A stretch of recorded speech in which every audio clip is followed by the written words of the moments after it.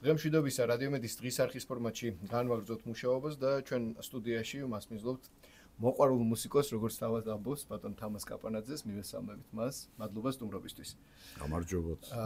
ჩვენი რადიო მსმენელი ალბათ უკვე რამდენიმე დღეა ისმენს სარეკლამო რგოლს, სადაც საუბარია იმაზე, რომ ტექნიკური უნივერსიტეტის GPI-ის სახელით ცნობილ თეატრალურ საკონცერტო დარბაზში ლეგენდარული როკ ჯგუფის მაოს როკფევარის ახალი ალბომის თუ ხარ დღეს შენ მზად პრეზენტაცია იგეგმება და საკმაოდ მოცულობითი როკ კონცერტია დაგეგმილი და მზადება არის სერიოზული. ამავე თხრობაში არის ხაზგასმულად მითითებული, რომ ეს არის ის დარბაზი, სადაც 57 წლის წინათ დაიწყო როკ მუსიკის ისტორია ჩვენ ქალაქში. მე ზედმეტი შესავლის გარეშე გისვათ აი ამ კითხვას. კონცერტზეც ვისაუბრებთ აუცილებლად მით უმეტეს ალბათ ჩვენი დიალოგის ბოლო ნაწილში, მაგრამ საინტერესო არის ეს ისტორია. 57 წლის წინ, ანუ 60-იანი წლების მიწურულს ხო, თუ სწორად ვხვდები, როგორ დაიწყო ეს ყველაფერი თქვენი პირადად როკ მუსიკის და ამ შემთხვევაში ტექნიკური უნივერსიტეტის შეხების გადაკვეთის წერტილები როგორ მოხდა და საერთოდ როგორ მოვიდა ჩვენს დედაქალაქამდე ეს იმ დროისთვის აკრძალული მუსიკა. აკრძალული, კარგად თქვით. ზუსტადაც ესე იყო. ყველაფერი სკოლებში დაიწყო, ჯერ კიდე სკოლაში, შუა 60-იან წლებში, 65 წელს, 66-ში და ასე შემდეგ. ორი დიდი ცენტრი იყო თბილისში. ერთი მე-60 სკოლა საბურთალოზე და პირველი სკოლა რუსთაველზე. აი აქედან გამოვიდა ის დიდი პლიადა პირველი თაობის მუსიკოსების, ნაწილი მათგანი წავიდა პროფესიულ მუსიკაში, ნაწილი დარჩა მოყვარულად, სხვა სპეციალობები შეიძინა და ჩვენც მე-60 სკოლელები ერთი დიდი ჯგუფი აი ესე ერთად წამოვედით GPI-ში, ტექნიკურ უნივერსიტეტში, ჩავაბარეთ, იმიტომ რომ გვეხერხებოდა ეს საქმე ელექტრონიკას, არჩილავი და ასე შემდეგ. დაახლოებით 5-6 ადამიანი.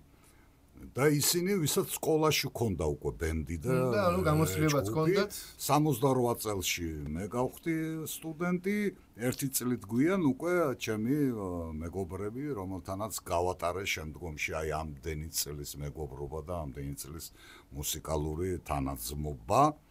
68 წელში GPI-ში იყო დიდი big band-ი, jazz band-ი, ცნობილი GPI-ის გიული ჩოხელი და ასე ვთქვათ ნანი ბრეგვაძე და აი ჩვენი ახალი სული, ჩვენი გიჟმაჟური სული, დიდი დარტყმა მეორე წილის, დიდი დარტყმა, ასე ვთქვათ რიტმიული, აი შემოვაგდეთ GPI-ში, როგორც იტყვიან, მართალია ძალიან რთული იყო. როგორ მოხერხდა? იცი ძალიან ახარც კი მახსოვს, აი როგორ მოხერხდა, აი KGB პარტია AGB მორალი, საბჭოთა ახალგაზრდა, მაგრამ ყველაფერს ვახერხებდით.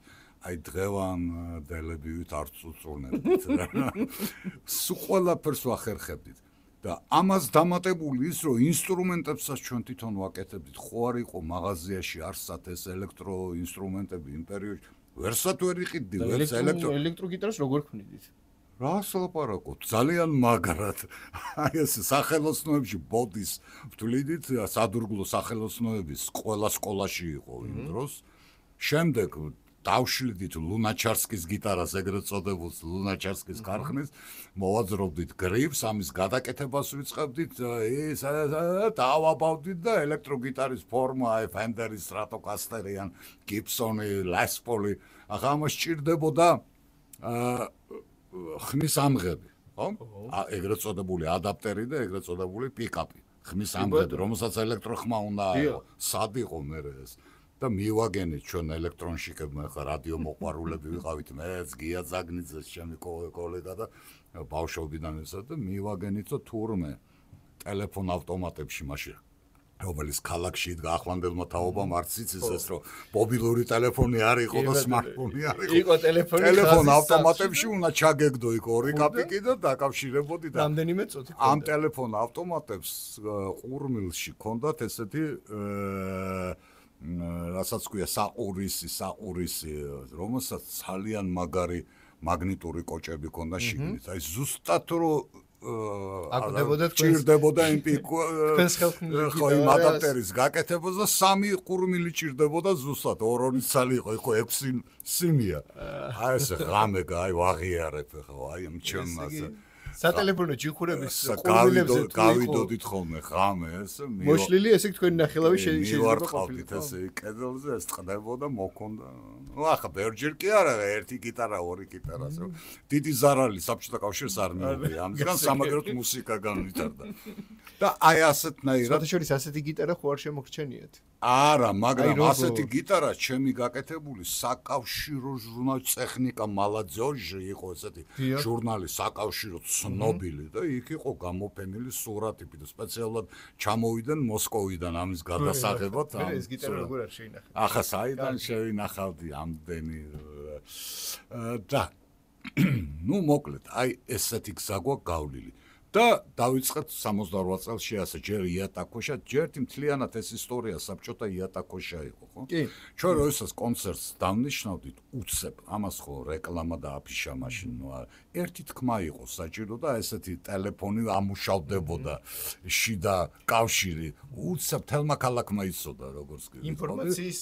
გავრცელების კლასიკური მეთოდი და საოცარი ისე რომ კგბ და პარტია იგებდა კონცერტის მერე ამ ამბავს ატყდებოდა ერთი ამბავი აა როგორ ეს ბურჟუაზია და გამრყნელი მუსიკა დაიკავებინეთ ბატონო არა მაგრამ ჩემს ბევრ მეგობარს დაძდევდნენ ქუჩაში თმას ჭრიდნენ მაკრატლით სერიოზულად მილიციაში მიიყვანდნენ თმას ჭრიდნენ გძელთმებს დაკავება არა მაგრამ საპარიკმახეროები იყო და საპარიკმახერო და მილიციის გაყოფილება ჭრიდნენ პირდაპირ აჭრიდნენ იქ რაღაცა კოლოსონოც იძულებული იყო არა მეც გამიკეთეს ერთხელ სამხედრო კათედრაზე ერთხელ და გაპონაძე შოზაბოლოს это у тебя большие და პოლკოვნიკი იყო ესე ამაჭრა უკან თმა მე გამრიცხეს სამხედრო კათედრიდან ამის გულისთვის მე პრინციპიალურად არ შევიჭერეთ მე კარგით ახლა ეს ისტორია შორს აგვიყვანს დაიწყო ეს გპ-ის ისტორია ეს კონცერტები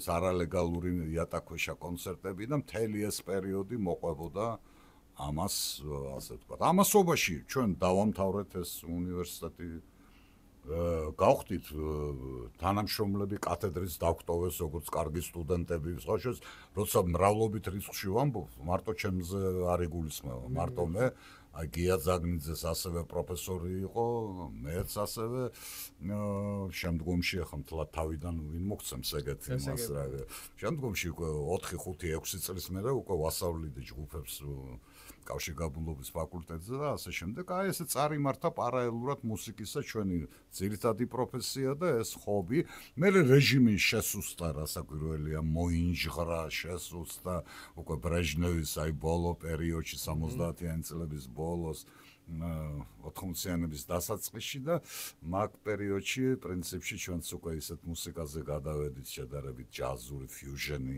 ელექტრონული ჯაზი იმიტომ რომ აგრძელებული ხელის ელემენტი აღარ იყო და ხო არა ასაკმაც იცით რა ასაკმაც მოიტანა ეს უკვე ეს გიჟმაჟობა როცა სცენაზე ვკოტრიალობდით ეს უკვე გავიდა დასავით შემდგომ ოჯახი უკვე შემო კარიერა და მე 90-იანი წლები მე 90-იანი წლები როდესაც წავედი უკვე ფოთში სამუშაოდ ფოთის სპორტში ვეღარ უკვე გპ-ში ვეღარ ვასწრებდი ამ ასე ვთქვათ და დიდი წყვეტა იყო მუსიკაში 15 წლიანი 90-იანი წლების ბოლოს ჩემმა ძოლმა მეგობრებმა ნუ ვიტყვი ამ ტერმინს ზოგუჩური შემაბეს რომ მოდიო გავიხსენოთ ის ძველი დრო და აი ეს რენესანსი დაიწყო მეორე როკ მუსიკის რენესანსი კი ბატონო აი 99 წელი იყო ამ აღორძინების პირველი შემოგმედებითი შედეგი სად წარადგინეთ და ვის წარუდგინეთ აი ეგ იყო გპ-ის ფესტივალები ეგრეთ წოდა ყოველ წელს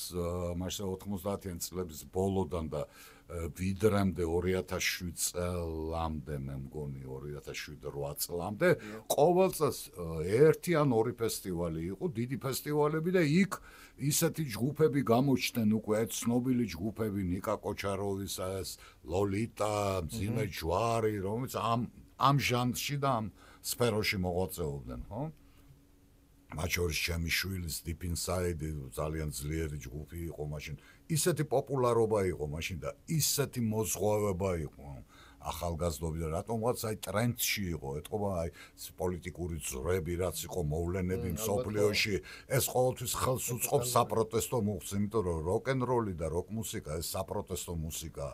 ეს არასდროს არ არის კონფორმისტული. არც ადრე, არც ეხლა, აი თუნდაც ჩემი ჯგუფი და ჩემი მუსიკა კონფორმისტული ვერ გახდება, იმიტომ რომ ასეთი სტრუქტურა აქვს, ასეთი ხასიათი აქვს, ბუნება აქვს როკ მუსიკას და მოკლედ აი ეს მოდიოდა და შემდეგ ცოტა კიდევ წყვეტა იყო, ეხა თავიდან განახდა ეს ფესტივალები პანდემიის მერე. GPI-ში მე ვარ ამის ორგანიზატორი, რასაკვირველია, მთლიანად ფიზიკური პირი. არავით არის სპონსორები, არავით არის ვიღაცის დახმარება. ძალიან საინტერესო, მაგრამ წელს განსხვავებით ძველი დროისგან, აი ესეთი კონცერტია მაისში, მხოლოდ და მხოლოდ ერთი ჯგუფის. ეს იგივეა, რაც ადრე იყო მაო ბენდი ქვიოდა ჩემ ჯგუფს და ეხლა ახალგაზრდები რო შევამემატნენ, ხო, ახალგაზრდებია, ხო? ქვია მაოს rock forever. ყოველთვის rock-and-roll-იო, ასე ვთქვათ, აი ასეთი ეს აუხდა და იმიტომ არის წელს ეს ერთი კონცერტი და სხვა ერთი დღე თან და იმიტომ რომ ახალი ალბომი დავიწყე ამ სიბერეში სიმღერების დაწერა. ანუ დამიბრუნდა ახლა რო იტყვიან სიბერეში ბავშვობას უბრუნდებაო. აი ზუსტად ეგ დამემართა. მე იმ ყმაწვილ კაცობის შემდეგ არ დამიწერია სიმღერა, აი როდესაც სიყვარულის და რაღაც ისეთი ახთოვანების პერიოდი იყო, მაშინ მქონდა მცდელობები. შემდგომ არა, იმიტომ რომ ქართული ენა ძნელად ეგუება აი ანგლოსაქსურ ინტონაციებს, ანგლოსაქსურ ტეხილ რიტმიკას და არა მარტო ანგლოსაქსური ხო როკ მუსიკა ეს აფროამერიკული ასე ვთქვათ დიდი დარტყმა მეორე წილის ანუ რიტმიკის ძნელად ეგუება ქართული ენა ამას და აი ეხლა ამ ბოლო ნახევარი წელია რაც მიუბრუნდი ამ ამბავს და ერთი სრული ალბომი დავწერე 8 სიმღერაა თავის პოეზიით სხვათაშორის რაც თორია ხო მე მგონი რაღაც ტექსტის ავტორიც ხართ მუსიკის ავტორიც ყველაფერი და მე მგონი ცუდად არ გამოვიდა ჯგუფის შემადგენლობაში ვინ ყავთ ჯგუფის შემადგენლობაში ახალგაზრდა ბიჭები არიან ძირითადად გიზი პანჯაკიძე ზურა ანდღულაძე კახი კაპანაძე ჩემი შვილი დრამზე მართალია ძალით ვაკროვინებ არ უნდა დაკვრა იმიტომ რომ სერიოზული პროფესია აქვს მასაც ისიც სპორტში ერთ-ერთი ესეთი ტოპ მენეჯერია მაგრამ სადმიშოვა აბა ხალხი პროფესიონალები ახლა იშვიათად მოვლენ და ერთი ძველი თაობის აი ჩემი ასაკის თამაზ აფშილავა ეს უკვე კეისზე როგორც იტყვიან ყველანაირი პიანინოზე სინთეზატორები, ორგანები და ასე შემდეგ, აი ეს შემადგენლობა მყავს ახლა. მაგრამ ძირითადად ენერგიას ქაჩავენ ეს ახალგაზრდა ხალხი. ანუ ეს დრაივი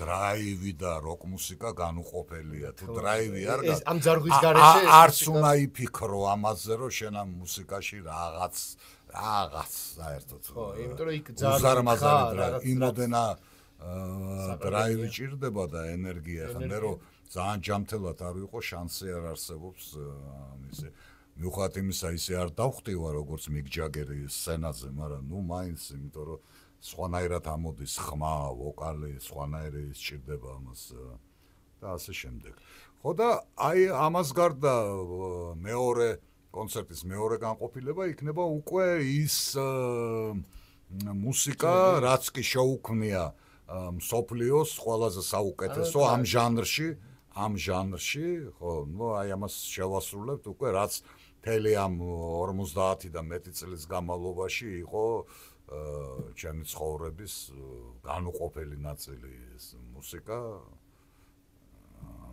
უკვე მეორე ნაწილში აი ეს იქნება წარმოდგენილი იქ საათ შეიძლება ვიცეკოთ კიდევ ვიცეკოთ ვიმღეროთ ერთად და ასე შემდეგ. ანუ გართობის გარანტიას იძლევა. კი, დიდი შოუ იქნება, დიდი შოუ და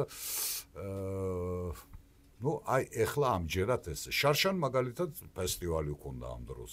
სამდღიანი ფესტივალი იყო, ახალგაზრდული ჯგუფები იყო, ძირითადად ისეთი კარგი ჯგუფები, რომელთაც მივეცი ასე ვთქვათ, ესეთი რო იტყვიან ცხოვრებაში და გასვლა სცენაზე, დიდ სცენაზე გასვლა. ანუ ეს იყო პირველი ხო, ეს იყო პირველი, იმიტომ ძირითადად ეგენი პატარა კაფეებში თუ ბარებში უკრავენ, სადაც დიდ სცენაზე გასვლა ასე ადვილი არ არის აქ. აპარატურაა საჭირო, აქ ყველაფერია საჭირო, სპონსორია, ვინც ამას ყველაფერს გადაგიხდის, ხო? დარბაზი და ასე ადვილად არ ხდება. როგორ აუდიხართ ამ ყველაფერს? ეს არ არის მარტივი საქმე და კარგი რომ გამოგდით. თუ გეტყვით იმას, რომ ფოთის სპორტის ერთ-ერთი ტოპ მენეჯერი ვარ მართვის და თანაც ცოტა პატარა მფლობელიც, შეგიძლიათ რომ ეს შემიძლია ჩემ თავს ეხლა მივცე უფლება ის რის ნატორაც მქონდა მთელი ახალგაზრდობა, კარგი ინსტრუმენტი, კარგი გამაძლიერებელი, კარგი ეხლა ყველაფერი. ხელნაკეთი კი არა უკვე კარგი ცნობილი ბრენდებისა, მაღალი კლასის მაღალი დონის. იყო დრო, როდესაც გამაძლიერებლებს მე თვითონ ვაკეთებდი ვიჯექი ლაბორატორიაში, ღამეებს ვათენებდი ამ სარჩილავით და ამ ხელსაწყოებით, ამ გენერატორი, ოსილოგრაფი, ყველაფერი და სხვა შორის ჩემი გაკეთებული გამაძლიერებლები არაფრით ნაკლები არ იყო იმ უცხოურზე, მარშალზე და ფენდერზე. ესე იგი შეგეძლოთ თქვენ ახალი ქართული ბრენდი შეგექმნათ ხვის გამაძლიერებლების ამ მიმართულებით რო წასულიყავით. ბატონო, მაშინ რო ეს სხვა ქვეყანა ყოფილიყო, სხვა ქვეყანა რო ყოფილიყო, რასაკვირველია. სხვა ქვეყანა რო ყოფილიყო, ალბათ თქვენც არ დაიწყებდით ასეთი რაღაცების კუსტარულად შექმნას. რასაკვირველია, მაღაზიაში მიხვიდოდი და იყიდი ამას. კი, ბატონ თამას, აი ამდენი წელია გასული. 60-იანი წლები, შემდეგ თქვენ ეპოქები მოყევით, როდესაც მე დაბადებულიც არ ვიყავი და როკ-ენ-როლი, რომელიც თავისი ჟღერადობით, მუსიკალური რიტმით თუ ფენომენით საერთოდ სხვა მოცემულობისაა. რასაკვირველია. და ახლა თქვენ ისაუბრეთ, აი როგორ იყავით იმ ტალღაში, რომელსაც მოუწიათ თქვენ როკ-ენ-როლის მოტანა, იმიტომ რომ თქვენამდე იგივე ტექნიკურ უნივერსიტეტში თქვენ ნანი ბრეგვაძე ახსენეთ და სხვა თაობის მუსიკოსები და ზოგადად ტექნიკური უნივერსიტეტი, იქით ჯავახიშვილის სახელობის სახელმწიფო უნივერსიტეტი იყო სამჭედლოები, რომლებიც ხო, მაშინ ძირითადად ეს უნივერსიტეტები იყვნენ ასეთი რაოდენობა არ იყო კერძო უნივერსიტეტებისა, თუნდაც როგორც დღეს გვაქვს მრავალფეროვნება. მაგრამ აი შემოქმედებითი თვალსაზრისით, აი მაშინ წვა ალბათ მეტი იყო, შეიძლება ამას კიდევ ბევრი სხვა ფაქტორი ახლდა თან, იმიტომ რომ ტექნოლოგიური განვითარება ასეთი არ იყო და გართობის თუნდაც საშუალება იყო და შემოქმედებითი წვის თუ აზროვნების მეტი დრო რჩებოდათ ახალგაზრდებს, სხვაზე რომ არაფერი ვთქვათ. აი ამდენი წლის მერე თქვენ იგივე ტექნიკური უნივერსიტეტის დარბაზში, სადაც იგივე ახლა ამ კონცერტს ატარებთ, უკვე მე რამდენად მიდიხართ? არის ხოლმე ეს შეგრძნება, რომ აი იმ დარბაზში, სადაც თქვენ შედიხართ, აი შეხვედით ხმაწვილკაცი, ხო, სკოლა დაამთავრეთ, სტუდენტად მოხვედით და თქვენი სტიქია მოგაქვთ, სწავლასთან ერთად მუსიკაც უნდა მოიტანოთ და მეგობრებთან ერთად და შეიძლება იმ დროს ამ ყველაფრის ახმის დრო არ ქონდეთ, მაგრამ ახლა თქვენ საინტერესო ფრაზა ახსენეთ, რომ ის რაზეც თქვენ ოცნებობდით, ახლა გაქვთ იმის საშუალება, რომ ეს სიამოვნების მოგვრით თქვენი ახალგაზრდობის სრული რეალიზება მოახდინოთ სრულ ფასოვნად. აი არის ხოლმე ეს მომენტი, რომ რაღაცა ყოფილა მომენტი, როდესაც დარბაზში გახარ და აი კვანძი უცებ გაბმულა და აი წარსულთან ყოფილხარ რაღაცა გახსენება ასოცირების აი წამიერი ჩაფიქრების სირთულე. ეს არის ყოველდღიურად. მე გეტყვით, რომ არა იშვიათად, ხო? ტექნიკურ უნივერსიტეტში იქ სადაც ეს და მეორე კორპუსში სადაც ეს დარბაზი ისტორიულ მხარეს, ხო? ტელევიზიის პირველი არხის მოპირდაპირე მხარეს, სადაც ეს საოცარი დარბაზია, სხვა შორის საოცარი აკუსტიკის მქონე დარბაზი, საქართველოში ეგეთი არ არის. მისი კედლები სტუდიური იმით არის მოპირკეთებული სტუდიური პანელებით, სტუდიური პანელი, რომელსაც არ აქვს რეზონანსი საერთოდ და ზუსტად ხმაურიანი მუსიკისთვის ეს არის ყველა მისწრება ხმაურიანი მუსიკა. იქ მაგალითად საოპერო არიას ვერ იმღერებ, იმიტომ დაგახშობს, იმიტომ რეზონანსი არ არის. ასე ვთქვათ, ეხო არ არის. და იქ მაქვს მეორე სართულზე ჩემი სტუდია, სადაც არის გპ-ს სემს ალბათ პატივს ამდენი დამსახურებისთვის და მომწეს ეს ფართობი, სადაც მოვაწყოს სტუდია სარეპეტიციო. იქვე არის ჰოლი, მიმდებარე სარეკრეაციო ჰოლი, სადაც სვავთ ყავას, სადაც რბილი ავეჯი დგას და კედლები მთლიანად მოფენილია სურათებით, აი მთელი ამ ისტორიის და მათ შორის აი ჩემი პირველი აფიშები 75 წლის გრძელთმიანი რო ზივარ.